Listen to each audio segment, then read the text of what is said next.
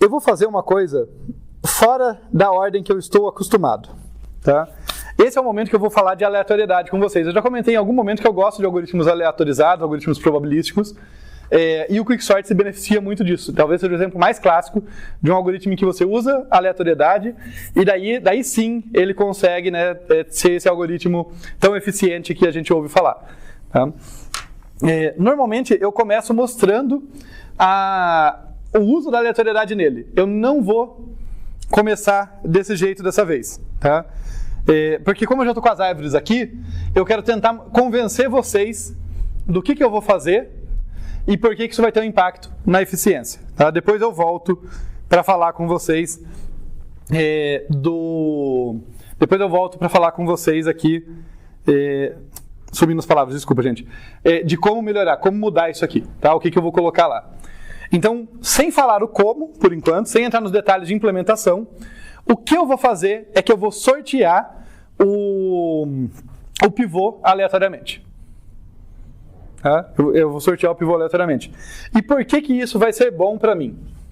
Deixa eu tentar convencer vocês com dois argumentos, um principal e um auxiliar. Vou apagar o pior caso aqui, porque ele não vai acontecer.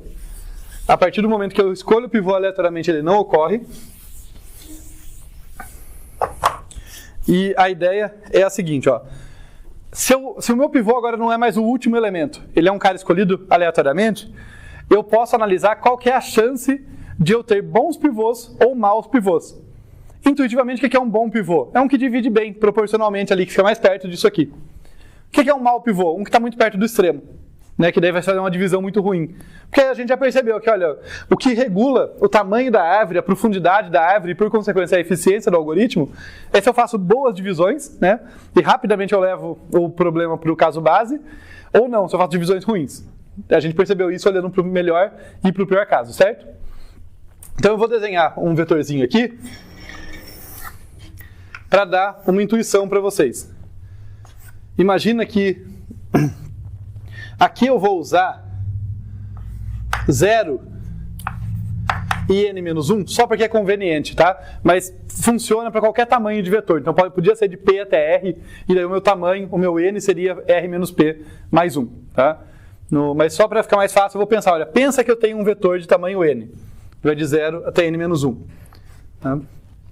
E eu vou quebrar ele em quartis aqui, né? em quartos.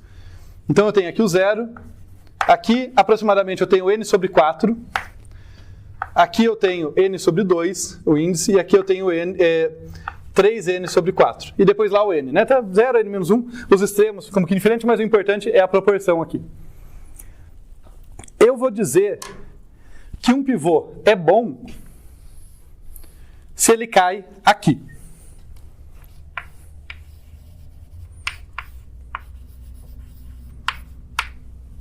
E ele é ruim se ele cair abaixo do primeiro quarto ou acima do terceiro quarto.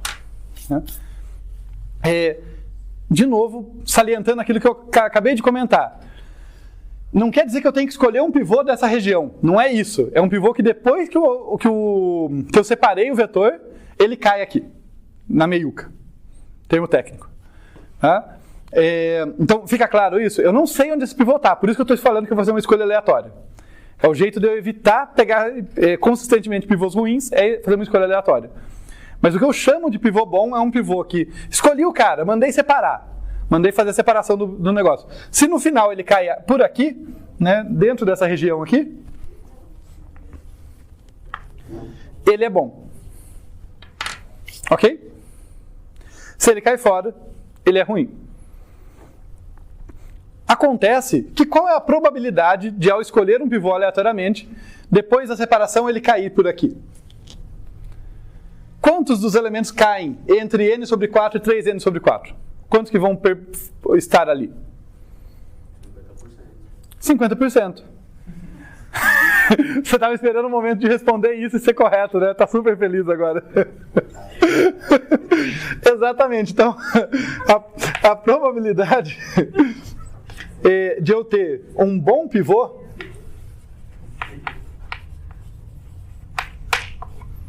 é igual a 50%. Ou metade, né? Um meio. Tá? E daí, beleza. Eu sei que a probabilidade... Então, vejam, a probabilidade de ter um bom pivô não é baixa. É a minha definição de bom pivô. Eu já vou mostrar para vocês que ela é relevante. Mas isso aqui ajuda na análise porque facilita, né? Podia funcionar para outras porcentagens, mas 50% facilita porque tem aquele resultado que a gente até já usou, acho que nas skip lists, foi nela? Eu acho que sim. Ou foi na hash table. Eu não lembro mais, gente.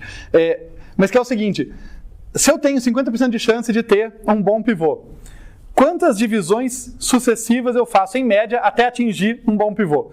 Ou fazendo paralelo, se eu estou jogando uma moeda honesta, quantas lances de moeda eu faço, em média, até tirar a cara?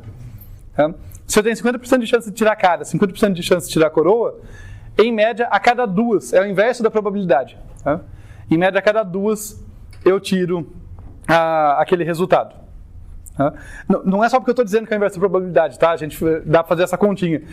Eu fiz uma vez para vocês, tipo, olha, a esperança aqui do número de vezes que eu vou ter que lançar é igual a um lançamento, né, tendo sucesso ou fracasso, mais a probabilidade de falha, probabilidade de fracasso, né, de não ter tirado, vezes a própria esperança do resultado.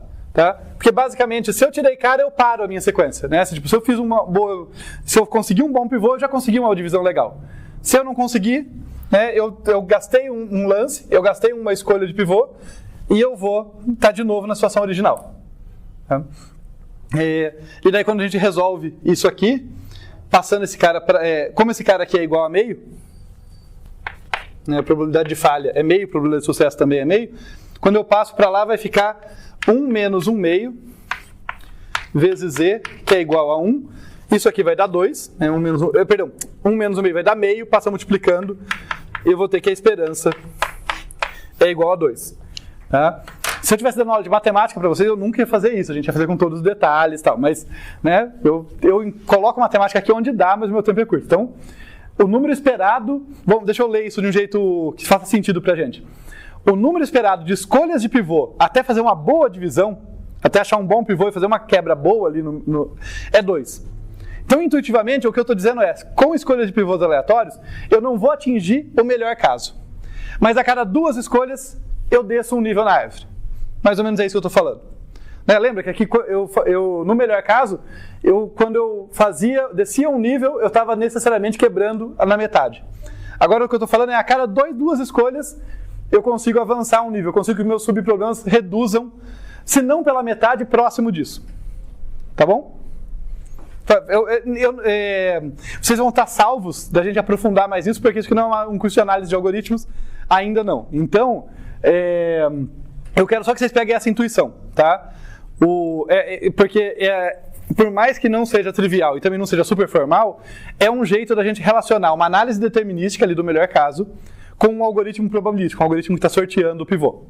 O que eu estou falando para vocês é, ao definir o que é um bom pivô e mostrar que, em geral, a cada 2 lances de moeda, né, a cada 2 escolhas de pivô, a gente consegue um bom pivô, em média é isso que acontece, o que a gente está dizendo é que eu posso construir uma árvore parecida com essa, onde mudar de nível não significa agora uma única escolha de pivô, significa 2. Então, eu pago 2 escolhas de pivô, desço um nível na árvore. Tá? Então, no fim, o meu número de níveis ainda vai ser logarítmico. O meu custo total ainda vai ser n log n, com uma constante um pouco maior. Faz sentido? Do nível da intuição está razoável? Só para ser completamente honesto com vocês, é um pouquinho mais do que 2, é 3,4, 3,5, alguma coisa assim. Por quê?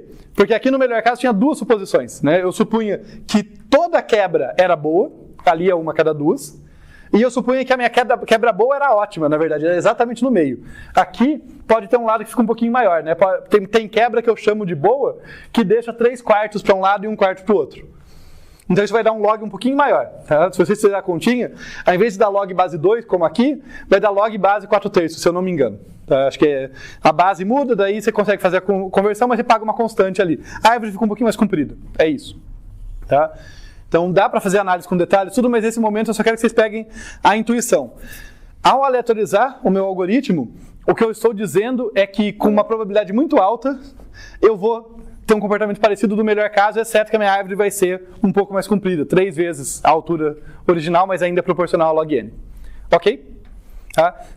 Isso é importante de entender, porque quando a gente fala de caso médio, muitas vezes, as pessoas falam, pô, mas isso eu dependo da entrada do algoritmo. Tipo assim, como eu dei o exemplo, né? Até o insertion sort pode ser que ele seja bom para alguns casos, ele tem um melhor caso muito bom. Não é isso que eu estou falando aqui. Para qualquer entrada, tá? Não existe entrada boa e entrada ruim para o quicksort. Para qualquer entrada, qualquer tipo de vetor, com as escolhas aleatórias, eu vou ter esse comportamento esperado. Percebe que está na mão do algoritmo. É a escolha dele que gera esse comportamento de caso médio, de tempo esperado. Não depende de assim, para essa instância deu bom, para essa instância deu ruim. Né? Para vocês contrastarem, pensem no algoritmo sem escolha aleatória, quando eu passo o vetor já ordenado. E eu estou usando, lembra que eu falei? Eu estou usando o último elemento como pivô. Eu ia cair no pior caso imediatamente, percebe? Então, no algoritmo determinístico, que eu sempre pego o último elemento como pivô, tem instâncias que me garantem levar para o n quadrado. Pode perguntar. Então significa que se eu rodar o mesmo algoritmo 2 vezes, pode ser que dê diferença? Todo algoritmo probabilístico, isso é verdade. Tá? Não quer dizer que ele não chega na resposta correta, mas as escolhas dentro dele, o número de passos pode variar. O que eu vou chutar que aconteceria é uma oscilação mínima ali do tempo dele. Tá? Mas então a árvore de recursão que ele gera certamente vai ser um pouco diferente, porque os pivôs vão ser diferentes, mas o resultado vai estar certo, com certeza, a ordenação vai estar valendo, e o tempo também não deve oscilar muito. Esse era o argumento principal, tá? Essa ideia de caso médio de, olha, a cada 2 lances de moeda, a gente desce o nível da árvore, essa intuição para vocês. Era o principal. A outra coisa é vocês pensarem quão improvável é eu ficar tendo pivôs muito ruins. Fala assim, mas eu sou azarado. Pô, mas quão azarado? Percebam quão rápido, né, vai para zero muito rápido escolher o pior pivô aleatoriamente. Para pegar o pior pivô no início, 1 sobre n a probabilidade. Né? Pode acontecer? Pode. 2 em seguida, 1 sobre n ao quadrado. 3 em seguida, 1 sobre n ao cubo. Ou para ser mais justo, porque mesmo que eu pego o pior pivô, diminui, né? É 1 sobre n vezes 1 sobre n menos 1 vezes 1 sobre n menos 2, mas ainda assim, tudo proporcional a n. Pensa num n grande, eu estou ordenando um vetor tamanho 1 milhão. Qual a chance disso acontecer? Tá? Então, não só o caso esperado é bom, como o caso muito ruim é muito improvável. Tá? Obviamente não estou provando, é uma análise bem superficial, bem para intuição, mas é o nível que a gente vai chegar nesse momento.